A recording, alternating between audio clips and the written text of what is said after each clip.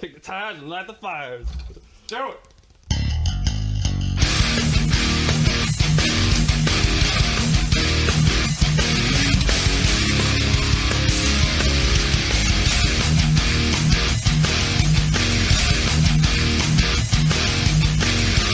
Hey, what's up, Browns fans? Thanks for stopping into the Danger Zone. I'm Josh, as always, joined by my co-host, Richard Stark, across the airwaves. What's up, buddy? What's happening, friend? How are you? Feeling pretty good today, Rich. It's a different feeling to feel good after a loss, and I know a lot of us are feeling the same way. That game last night, we're coming to you today because we had some technical difficulties post-game, so we didn't do the quick reaction pod. But, after sitting on it for a night, that game, there was a lot of good in that game. A lot of good came out of that loss. And I think one thing stands paramount to everything else, and that's one Baker fucking Mayfield, Rich. Yes, no doubt. We got our guy, man. We got our guy. Get rid of the 28 or 29 or whatever that fucking miserable jersey number is. Too many of the previous dudes. All the shit that the Baker haters were clamoring for during the season kind of all showed out last night. He did exactly what you would ask a franchise quarterback to do. And multiple times during that game, Stefanski kind of showed his hand with Baker's in terms of, they're comfortable. Oh, yeah. They're getting it. Well, I tell you what, it was evident with the number of shotgun snaps that we took on Monday. It was, I don't know the numbers. I don't have them in front of me. It has to be the most of any game throughout the season. Yeah, there was a bunch of, because we kind of had to. You don't need to completely stop running the ball when you're down 2 scores. But you should probably not run the ball a lot at all, really. Even early, though, I think you're right with Stefanski kind of showing that trust in Baker and putting it on him. It was a 2-to-1 ratio probably even early on in terms of pass to run. So they were on it early with the passing. Well, dude, look, how many times we watched our previous quarterbacks when we get the ball with the potential to do something maybe with the last minute and a half, 2 minutes and a half, or a game even, and we just fucking kneel it out, or we just run 3 run plays just to eat the clock and get the fuck out of there. 3 Metcalfs up the middle. Yeah, and instead, yesterday we attacked it. Now we did. I mentioned it to you earlier. I didn't really care for the sequence at the end of the first half.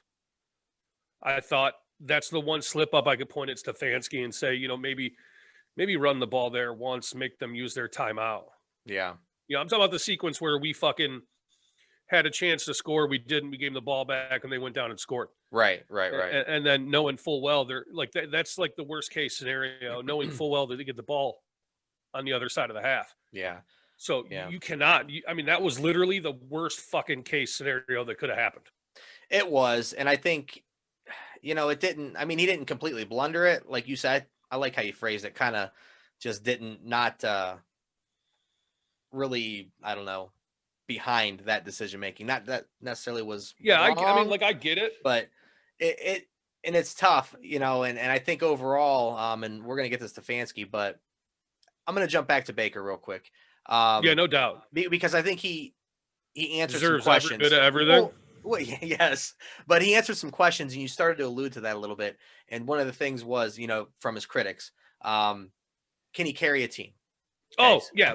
I was going somewhere with that. And then I knew you were. All right. So, yeah. So, all the Baker haters all fucking season long, well, he's fucking throwing for 205 yards a game. And, we got to see him put the game on his back, or put the team on his back and go win the game.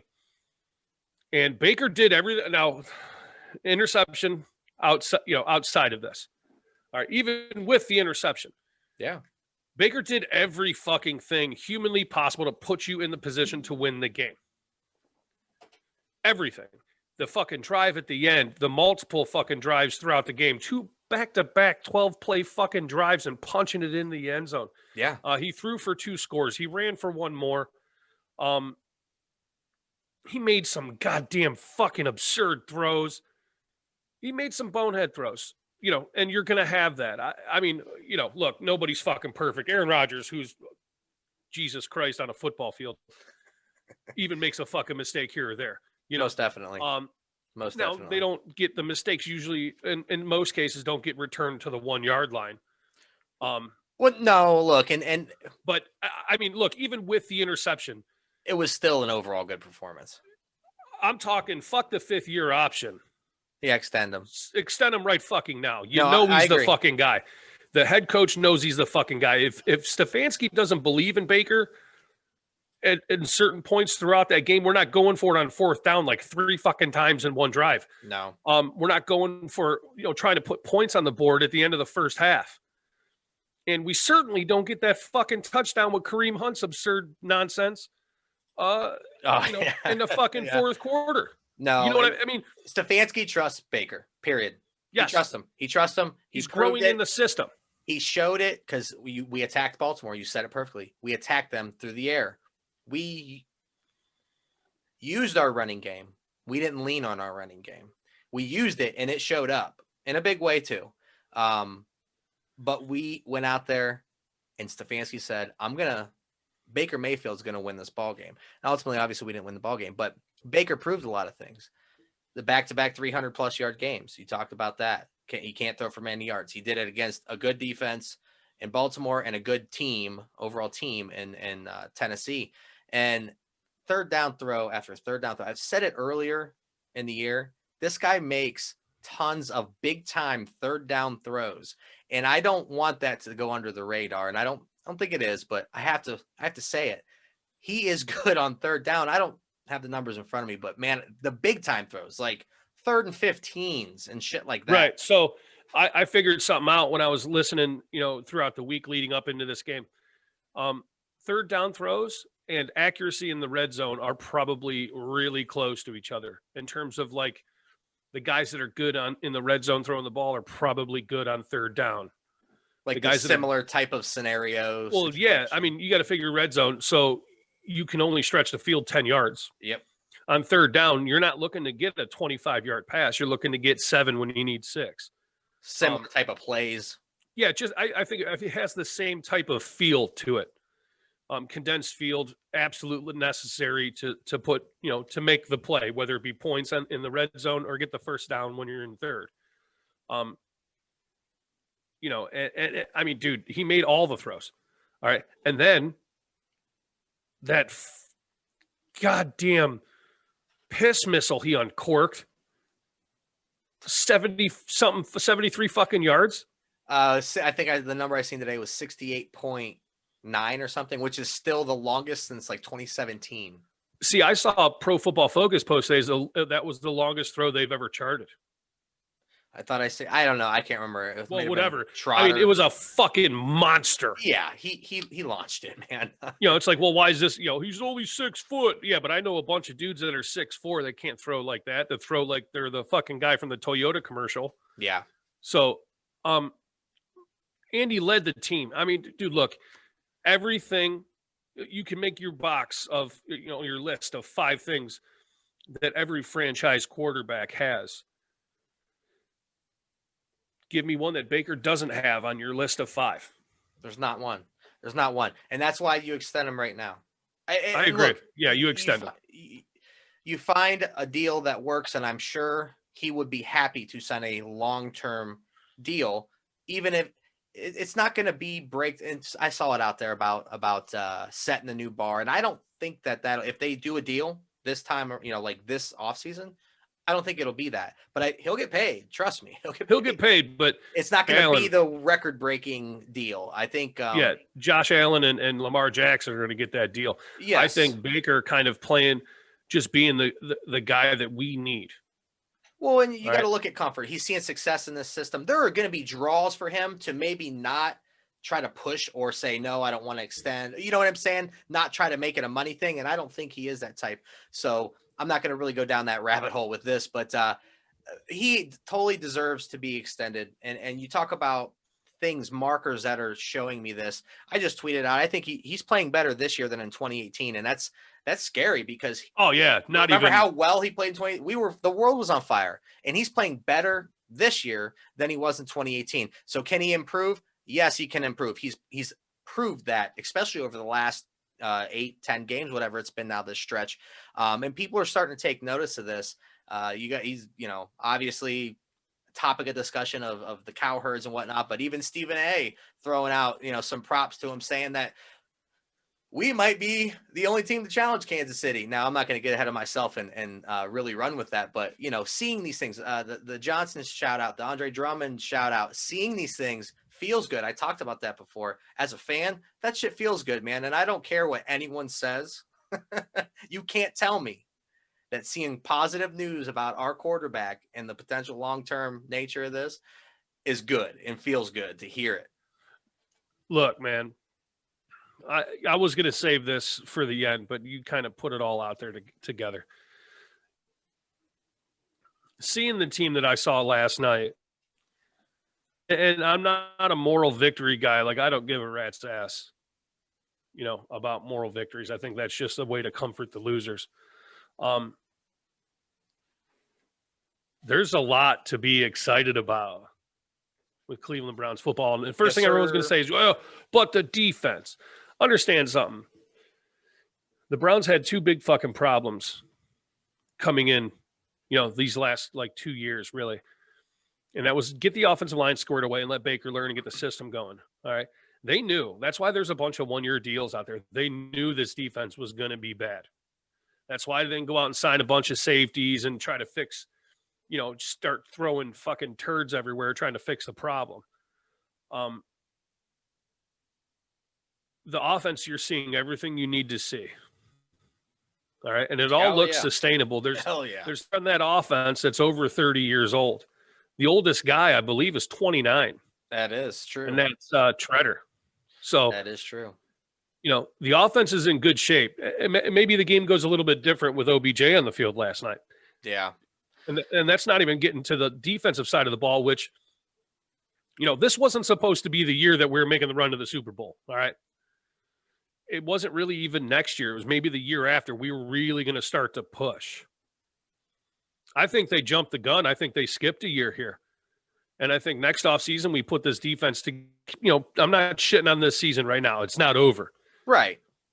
But there's a lot excited about right now. There's a lot to be excited about. Like, if you're a Browns fan and you came away after that game last night, bitter, then you were the rest of us.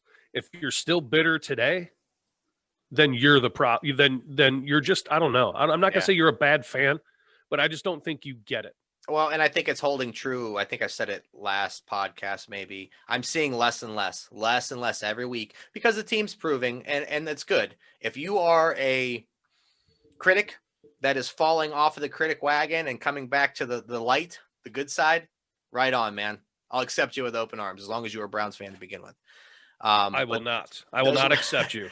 Those ones that are clinging on for dear life, you have nothing. You have no leg to stand on with this. I mean, you're talking about, a quarterback now that he's reached 10,000 passing yards in his career. So first QB to do so in their first 3 years for the Browns in their history. Okay.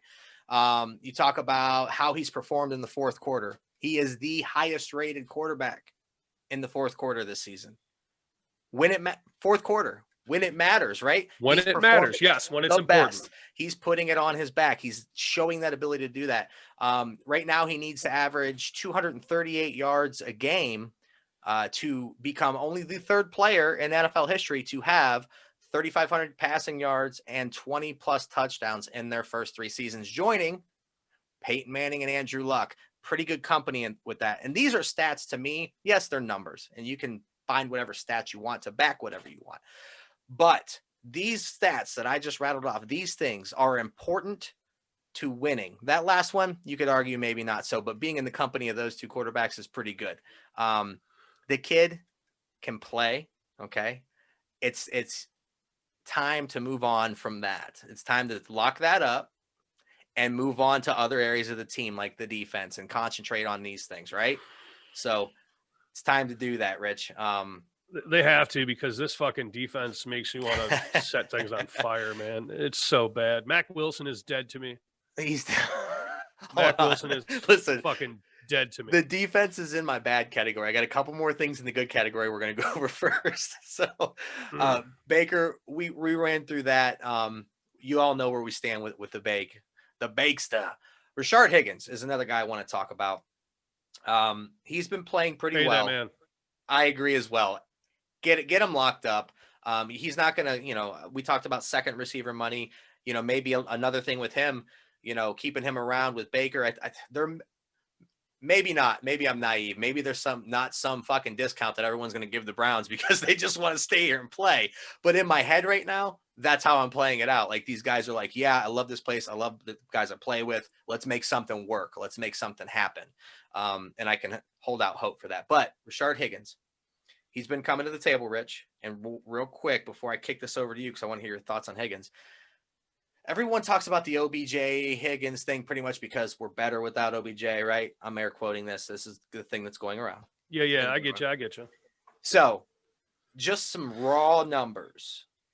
The games that OBJ played, which was the first 6, he averaged 4 catches a game, 53 yards, and had 3 total touchdowns. So, since OBJ went down, Higgins, who's pretty much primarily stepped into a starting role, right? 4 catches average per game, 60 yards a game, 2 total touchdowns. Those numbers are almost identical. And Higgins actually has a better catch percentage than OBJ does.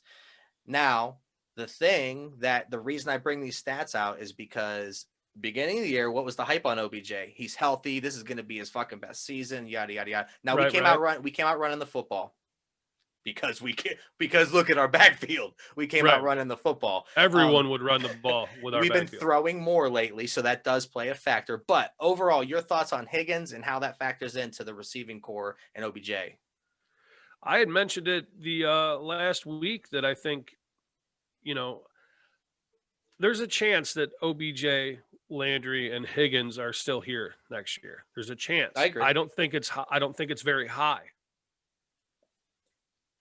And I think with the way things are going, I think OBJ is the odd man out. Now, I'm not saying I would like the idea. I'm not saying I'm for it or against it. But there's a role for Rashard Higgins to play on this team. He should be on this team. He deserves to be on this team. He's earned his place on this team. And he's shown to be a valuable asset. He's reliable he's always there when you need him. Early in the game, it was, I was like, what in the fuck is going on? But he came back strong. Pay the man. Pay the man. That's it. There's something with him and Baker. I don't know what it is exactly. That it's actually chemistry. I think it's legit. It's legit. There's just something. I don't even know if they hang out that much outside of foot. You know what I'm saying? Like, I don't know if they're boys and shit, but there's something there. There is. It's different. Something there with him that's not there with Landry, but Landry still does a fucking lights out job as it stands. Landry needs to be a Brown forever. I don't care whatever. Agreed. You got to do. You keep him here. Yeah, you get Higgins, get him signed, keep him here. And, that's one less hole you're going to have to fill. Yeah. You know who also plays a factor in this OBJ debate in terms of if he's going to be here or not? And this is obviously money aside. I'm not going to get into that and pretend I'm a cap finance guy. I'm not just fit and talent and availability and whatever. Your boy, Donovan Peoples-Jones is playing a factor in OBJ's future as well, because he's the type of guy who could step into a number 1 receiver role or at least a number 2 receiver role for sure. So now you got 2 guys in Higgins and Donovan Peoples-Jones he's a little raw, he's young. He's a little raw. He gets a little time. Your boy DPJ. I think he's going to blossom a little bit here. You can start to see it. You're seeing this come together here. And it makes OBJ expendable if he starts performing, it keeps climbing. It's just reality. Yeah. And it's reality because it's cheaper. Oh, significant. Now, not next year. Next year is written in stone already pretty much, but. Right. like 15 mil of the 17 is guaranteed for injury or some shit like that. He's going to make money next year, but that's okay. The team's got cap to roll over and yeah. Whatnot, so. Peoples-Jones, his spark score was through the roof when we took him. He had, like I've said a billion times, I've been a big fan of his since the jump. His quarterback at the team up north was ass the time. He made him look serviceable. He looks raw right now. Yeah. You know what I mean? Like he's, even when he's making a play, he looks a little bit out of sorts. I think the game speed is messing with him a little bit still, well, which is okay as long as you're working into it. He's not, dude, look, it's by accident that we're even relying on him offensively this year. I mean, he was a steal. I mean, he's a 6th-round pick, dude. He's a steal. Look, if he continues to build on what he has now and puts it together, look out, because I think that boy's a ball player. I agree. And I think he's a hell of a ball player. This wide receiver room is shaping up to have a lot of long-term answers here that we can have at an affordable price, I think, which is Jarvis makes pretty good money, but it's nice to have that on the offensive side of the ball. Absolutely. Another area where that's going to play a factor, and I think the Browns are going to make it happen is, the running back area. Kareem Hunt obviously is here for a little bit, and he's the one I primarily want to talk about right now. Nick Chubb, we know what Nick Chubb is. He's the fucking man. He's Nick Chubb. And that man's going to get paid too. Believe it. The Browns will pay Nick Chubb. Yes. They're not going to let him go somewhere else. Anywhere. He's not leaving. He's getting paid. Kareem Hunt, he's a culture guy. And he's a running back. He's like the he's the quiet Jarvis Landry of the running backs. I mean, he has to be here. Yeah. Hunt, though, this game particularly, Hunt, man, that boy balled out on Sunday, or I keep saying Sunday, on Monday night. And Hunt is another one of those guys who are a valuable asset to this team. Anytime he touches the ball, it can be electric. And if you're downhill from him, watch the fuck out. I love Hunt, man. He plays well with this squad. He's like a football that just rolls down the field. You can't ask for anything more out of Kareem Hunt. Local boy, getting a second or third chance, depending on how you want to look at it. Him and Nick Chubb and everything you could have possibly asked for in terms of everything not playing football. The leadership, the camaraderie, the way they root for each other, the no pissing and moaning about getting the ball. I mean, they've been fantastic. And I think he's on the books for another year. If anybody on this offense gets moved in the offseason, sadly, it'll be Kareem Hunt, I think. More likely than OBJ getting moved, sadly. I hope not, because I could be wrong. I wouldn't advise it, but I think something like the guy's got like 9 or 10 total scrimmage touchdowns for your team right now. That's all. That's hard to replace. Like, no, I agree. But I think maybe Nick Chubb would have 7 more or 6 more. I mean, I wouldn't. Not here. I'll be honest with you, and I don't know how analytics would view this. I wouldn't move Kareem Hunt for anything less. I would push for a 1, and I would maybe not take a 2. Like, you would take the best deal you're going to get. The best possible deal you would get is a 2. Right, and I think he's more valuable. He's got a team-friendly salary, so it's like for this year and next. I don't think there's a chance we re-sign him again. I think he's going to want to get paid. Oh, and he'll rightfully probably deserve to be paid when that time comes. No doubt. I wouldn't blame him. That's a business decision. Yeah, but I'll pay Nick over Kareem for sure. I don't see the analytic guys dumping a ton of money into running backs at all. No, even a ton of assets to be honest with you. Yeah. And like I said, Nick Chubb's the catalyst for this. Like, we talked about it while he was out. And I mean, Kareem held his own, don't get me wrong, and he still performed for the team, but he's much better with Chubb in the lineup because it's just better. They're better together. Dude, look, the worst thing you could say about Kareem Hunt is he's not Nick Chubb. Right. Like that's maybe the worst possible thing you could say. Yeah. And that's a pretty, I mean, like you're like, oh, well, that's it. Okay. And that, because that's every other running back too. They're not Nick Chubb. Right. Right. I mean, so, I have no issues with it. Nick Chubb's a irreplaceable piece of this Browns team. Yeah. He'll be locked up. I'm saying with certainty, like I know something, I don't, but I am certain he will be locked up. Yes. And I will, if not, I will revolt. I will be a one-man fucking revolt up there at the stadium. We're going to burn that motherfucker down. So, Hunt, kudos to you on your performance Monday night. My last shout out for the good, Kevin Stefanski. I know we talked about some of the play calling, but he had his squad up for a big game. They played, they performed well. He's putting trust in his young quarterback, which is then in turn, he's rewarded by that trust because Baker's performing. Stefanski just, he has a couple hiccups here and there, but it's not many. And I talked about this a little bit, I think last night, is any little hiccup he has is magnified because he don't have many. So it's like when you see one, you're like, but it's not that big of a deal. There it is. He fucked up, but right. You wouldn't notice it. Like, I mean, it got to a point where we're the exact opposite with Freddie Kitchens. We're like, oh shit, he made the right decision right there. Fucking hey, buddy. Him and you were all happy every about other coach.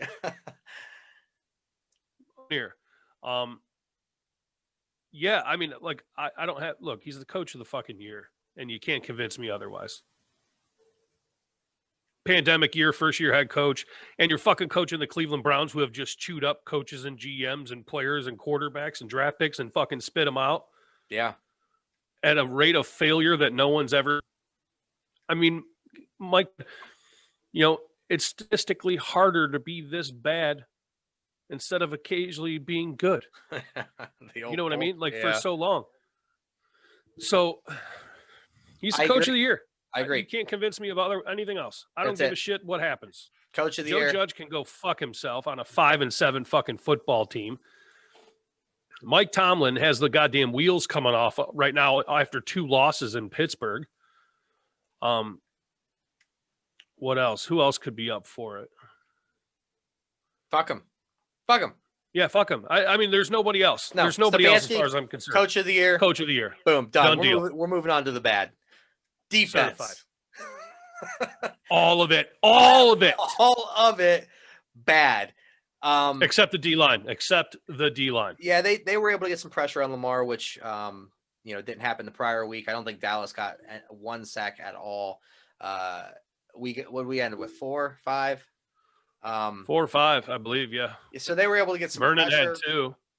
Unfortunately, the pressure sometimes was nullified by the inability of our linebacking core to hang with Lamar Jackson. And I knew this was going to be a problem going into the game. I'm sure everyone did. And I don't know where – I don't want to put a lot of blame on Joe Woods. I'm putting some of it on him, trust me, because I've seen some schematic breakdown in terms of what I thought should happen. And I'm nobody, but you're listening to me now, so you're getting my damn advice on it. So he's getting some of the blame. But I do feel bad for the guy because he's got nobody, man, except a couple players on the defensive line. Everyone else was either injured or they aren't worthy to even be there. I don't know what this team does for this defense going into next year, Rich, but they've got their hands full. Yeah, well, I mean, as it stands right now, in the game played Monday night, the defensive backfield, none of them, they're all backups. Every fucking one of them are backups. In the way it sits right now, you should have Ward and Greedy on the outside, Harrison and Dumpett in the back. And they weren't like the defense already isn't good because of the lack of football players. All right, flat out. Look, Joe Woods can need some takes, but you can't point to Joe Woods and say you're the reason. That's just their Jimmys and Joes being better than ours. And look, anybody, I'm telling you right now, that fucking power read option shit that they fucking run is, It's a nightmare. dude, you've got to have the front seven working in unison to perfection Yeah. to have Yeah. that's to have a chance. Because if the quarterback makes the right read, it's a couple of yards. Every goddamn time, it's a couple of yards. Regardless whether everyone's playing together or not. It's to deal with. And Lamar Jackson being the fucking freak athlete that he is, you fucking, dude, you leave a crease and it's 15 yards, 6 yards, 7 yards. It's painful. There ain't nothing you can do. Look, it's more demoralizing. It's a die by 1,000 cuts. It's more demoralizing than a running back pounding it up your ass, because usually when he breaks those 15, 20, 25 yarders, you could have had him dead to rights, but he's just so fucking athletic that it's like, I'm going over here. It's so bad. And, you know, the frustrating part is, like, when the play starts to happen, it looks like you got it squeezed. You got it shut down pretty good. But, you know, what you can't see from our view at home is there's that crease that's just sitting there. That defensive end takes one step too far up the field, there's a crease. Yeah. If that defense is down one step too far, it's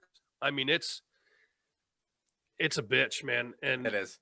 It is. And hey, real quick, two things. One, I told you Mac was dead to me. He's dead to you. Yes, he said that. Dead. He's dying. He didn't register a tackle in any official stat in Monday night's He game. whiffed a couple times. Not a stat. He had zero fucking stats. Zero. Which means he whiffed a couple times. It should be now. You should be fucking marked for a loaf. You fucking dick. Loaf. You know, the linebackers are bad. And Sadejo, I got to give too.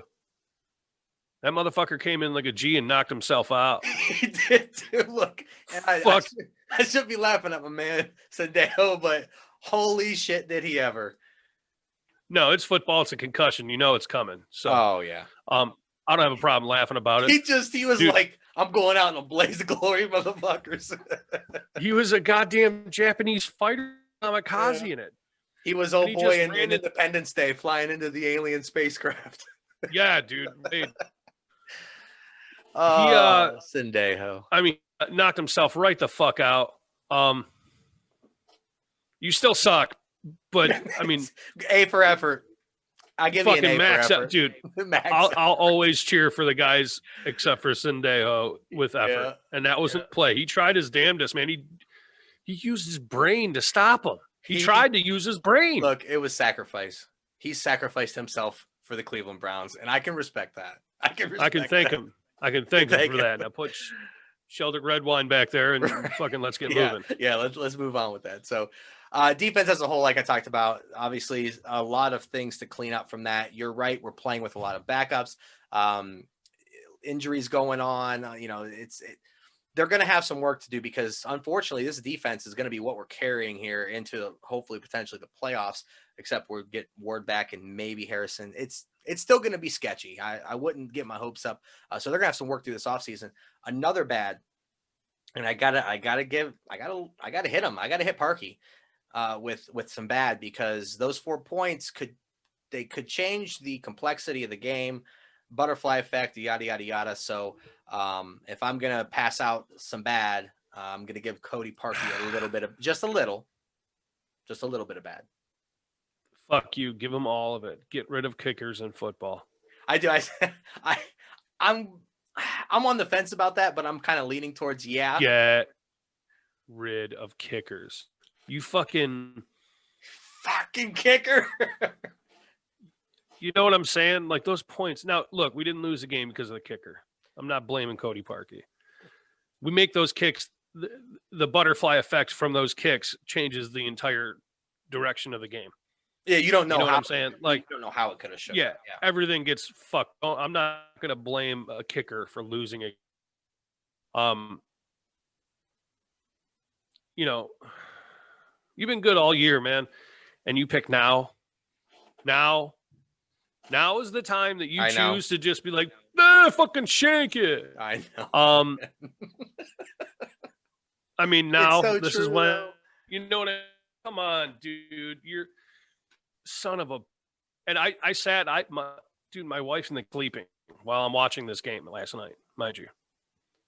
So I have to like cheer like this. Yeah. You know what I'm saying? So The silence. I think it was the field goal that he missed. And I said real loud, I'm like, you mother. Dude, I was so mad, dude. Nobody woke up, though, so I didn't yell it that loud. But this is when a fucking December that means something. And it's tough because, look, get. You don't want to lose confidence in your kicker going into a potential playoff, stretch here with the last handful of games. And, because there's been times, a few throughout the history of the NFL where kicking has mattered in the playoffs, and you want to rely on this. So having this discomfort right now is not a good thing. And I hope it doesn't snowball on him. You got to make those. I mean, extra points, there's no excuse. None. No fucking excuse to miss an extra point. No, I couldn't do it, but they get paid to do it. So, he needs to make sure he's where he needs to be for this team in a potential playoff push. So, one more bad. Go ahead. I'll say he really just needs to make the fucking kicks. I don't care where he is. Just make the fucking kick, kicks. You fucking kicker. That's it, dude. Come on, do it for the asshole. Fucking kickers. Penalties, Rich. There was a lot of them on Monday night. And sometimes I felt like the refs were they had a game plan themselves, and it was, I'm going to throw penalties. Look at me, I'm here. It's like, that's what I feel like they do. Like, and look, they're on both sides, like they're throwing a lot of penalties on both teams, and some of them were warranted, some of them weren't, and then they missed a bunch of obvious ones, and it's like, what the fuck is going on with officiating? I don't want to go down the officiating rabbit hole, but man, is it really disappointing to see officiating that atrocious. Like, and it seems like it's getting worse as the season goes on. Like, it started off decent, and then all of a sudden it just started falling to shambles. It's getting worse every week. I don't know, Rich. A big game like that deserves better. You're right. It does. And I mean, come on, Stefanski had to burn a goddamn timeout, 15 guys on the goddamn field. Like, we're how running do you a little miss bit counting 15 fucking guys? Well, look, it's not even that you have to count. If you look over and you see 4 guys running off the field that don't quite make it, you only got to count to 4 because they sure as fuck aren't out there playing with 7. Right. You know what I mean?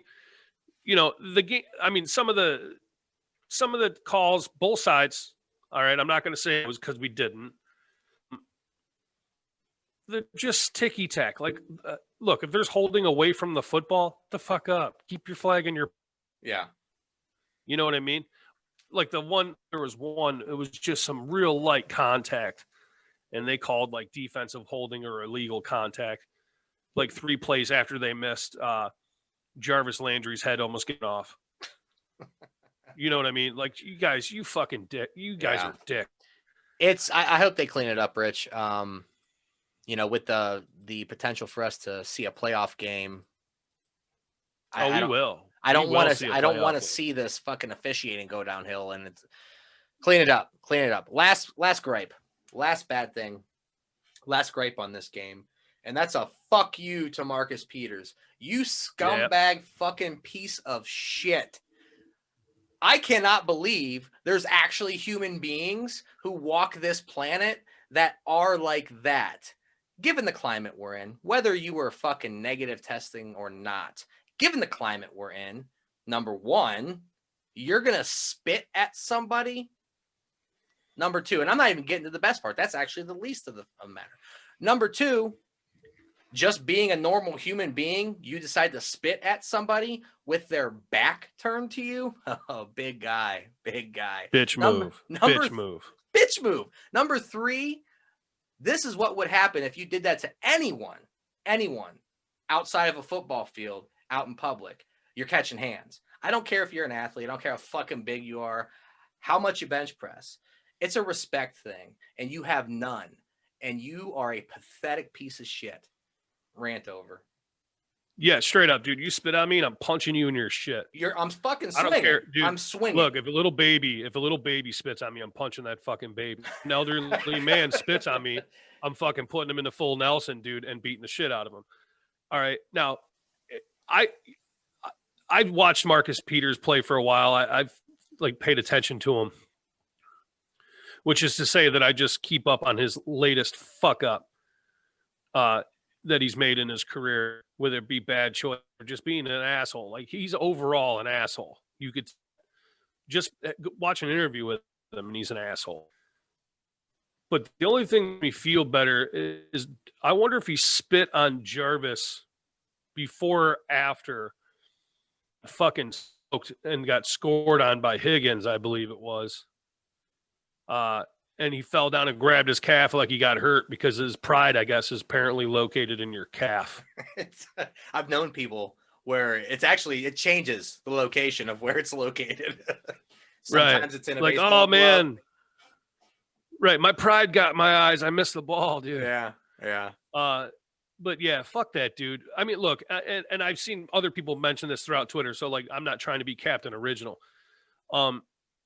It's a good thing Lamar is the way Lamar is in terms of marketability and a nice guy. And he seems like overall like a nice dude. No, he is. He doesn't fit the Ravens mold.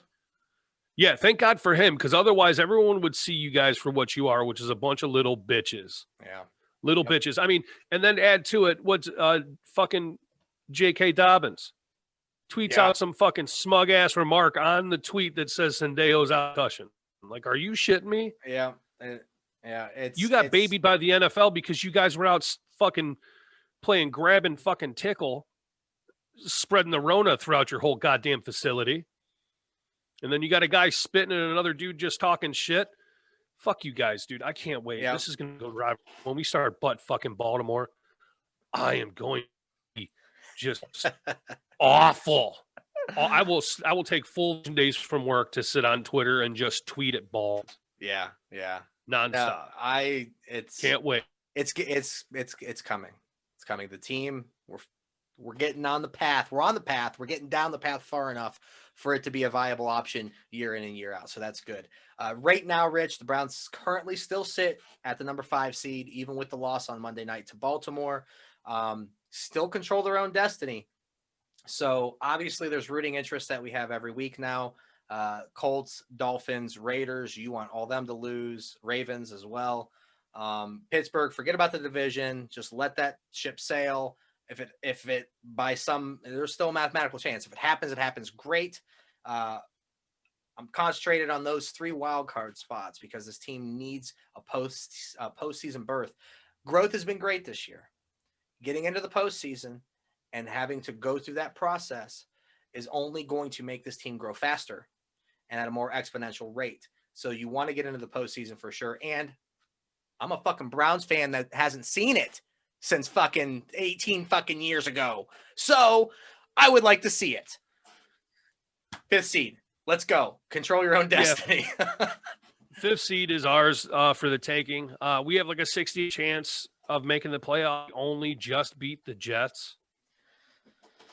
You know what I'm saying? So look, real quick, I just want to like throw something out there before I give you my can't wait to get fired up. So I said earlier in the season, that turnovers were the elixir for our bad defense, right? Just hope wherever we go in the playoffs, we don't play in a dome. Bad weather is also an elixir for bad defense. Yes, it is. It'll neutralize the game a little bit. And most of the teams that we're going to play in the playoffs can't run the football. And you don't win in the playoffs if you can't run the football. Unless you have Patrick Mahomes. Well, yeah. I mean, but even then, that's just that's a horse shit don't count. I know it. But you know what this week is coming up, right? What is it? It's Durf Week. Oh, yes, it is. It is. We're going to get that. We're going to probably talk a little bit about that, I'm sure, on the preview episode. We have a guest coming on. Yeah, buddy. We'll probably be recording that Friday, not Thursday this week. So you look for a Friday evening release of that. And don't forget to hit mark1sports.com and check out all the other Cleveland content posted there for your Indians, your Cavs. Yes, I'm going to say Indians probably forever. I don't know, whatever. Indians forever. Indians, your Cavs, your daily fantasy sports. We got you covered on everything. So hit up mark1sports.com. And also, because we're all degenerate gamblers at heart, check out Thrive Fantasy. Get your daily prop bets going in on there. You know, kind of like your FanDuel and stuff, but different because you're using player props instead of players and their stats accumulated for a game. So be sure to check out Thrive Fantasy. Use your Mark1 promo code for that to get your match bonus. Richard, we got a big one coming up, and I say that because now you go Sunday ball, baby. Sunday Night Football. You go into a game now that you need to win. You need to win this game, okay? So, and you got a defense that's another good defense you're going to be playing. Big game. So we got that game preview coming up for you. Man, I'm beside myself where this team is this year. I think we all need to enjoy this. This growth of this team is tangible. You can see it week in and week out. The quarterback position looks like it's taken care of itself here now. And I think this team's got some sunny days ahead. So rejoice in that fact. Rich, what do you got? You got something for me on the way out here? Look, man, things are looking beautiful down on the lakefront. This ain't the old Cleveland Browns. We witnessed it last night. Folds down 2 scores if it's the old Cleveland Browns. Yeah, but what we really saw tonight, what we really saw last night, and no one's going to like it. And like I said, this isn't a moral victory thing. Last night had to happen in terms of growing pains. Sure did. We did some growing, but it hurt. That's why it's called growing pains. This team will get designed to be, all right? John, I picked him at anything more than that, right? Oh, yeah. We're going places. This is your last is leaving. Get on the bus now or stay here forever. The Browns are going places, baby. Go Browns. Go Browns. Yeah.